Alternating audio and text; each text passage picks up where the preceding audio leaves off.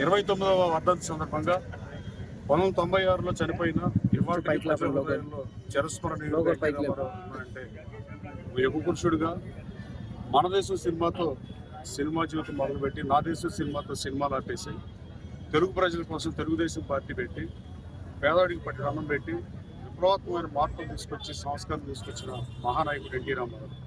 రామారావు గారు మండల వ్యవస్థని ప్రజల వద్దకు పాలన తీసుకొచ్చిన మహోన్నత నాయకుడు.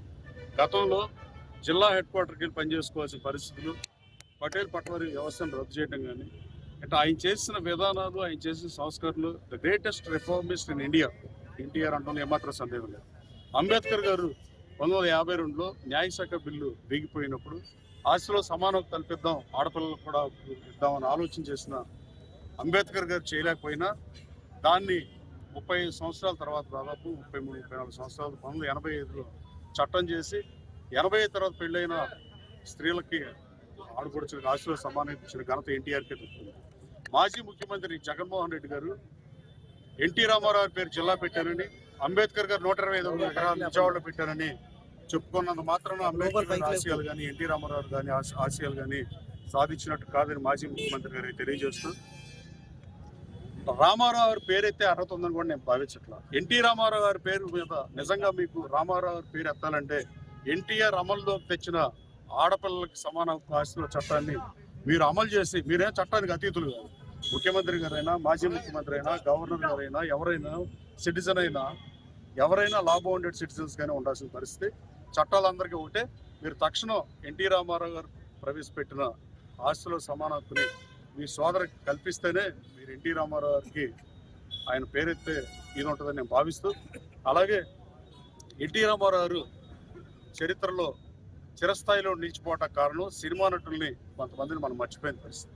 కానీ మహానుభావుడు తెలుగుదేశం పార్టీ పెట్టి బీసీలకు రాజ్యాధికారం ఇచ్చి, అలాగే ఆశయాల్ని చంద్రబాబు నాయుడు గారు కొనసాగిస్తున్న పరిస్థితి. రాష్ట్రంలో మదరాసీలు అన్న వాళ్ళని ఇక్కడే కాదు, దేశ విదేశాల్లో ఇప్పుడు తెలుగు కూడా, తెలుగు ప్రజలు తెలిసే పరిస్థితి ఉండేది కాదు. మనం కూడా తమిళనాడు అకౌంట్లో ఉండేవాళ్ళం, ఎన్ఆర్ఐలు కూడా. అలాంటి దేశానికి దశ దిశ మార్చి, అలాగే తరతరాల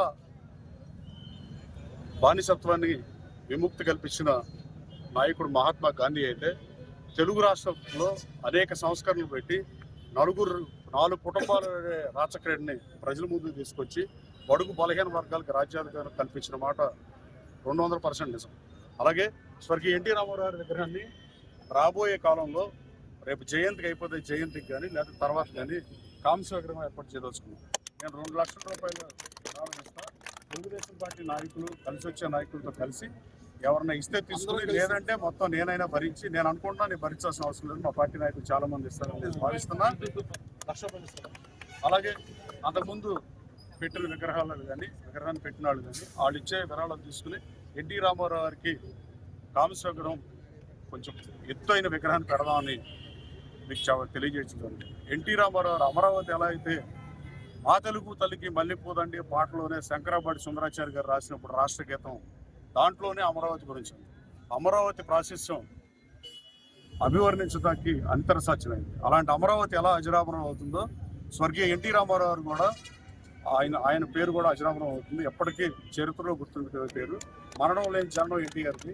ఎన్టీ రామారావు ప్రవేశపెట్టిన ఆర్థిక సంస్కరణలో, ప్రవేశపెట్టిన రాజకీయ భిక్ష, దీనివల్ల ఎన్టీఆర్ ప్రజల దృష్టిలో, తెలుగు ప్రజల దృష్టిలో చిరస్మరణీయుడిగా ఉన్నాడు. తెలంగాణలో కూడా ఇంకా ఎన్టీ రామారావు గారికి ప్రతి ఊరు ప్రతి వాడ ఇంకా నివాళులు అర్పిస్తున్నారంటే అది ఆయన బతికిన బతుకుకి నిదర్శనంగా. ఆ ఒక్కటి చాలా ఆయన యుగ పురుషుడు అంతా తెలియజేస్తూ, రాబోయే కాలంలో కాంస్య విగ్రహం ఏర్పాటు చేస్తాను తెలియజేస్తాను. Thank you.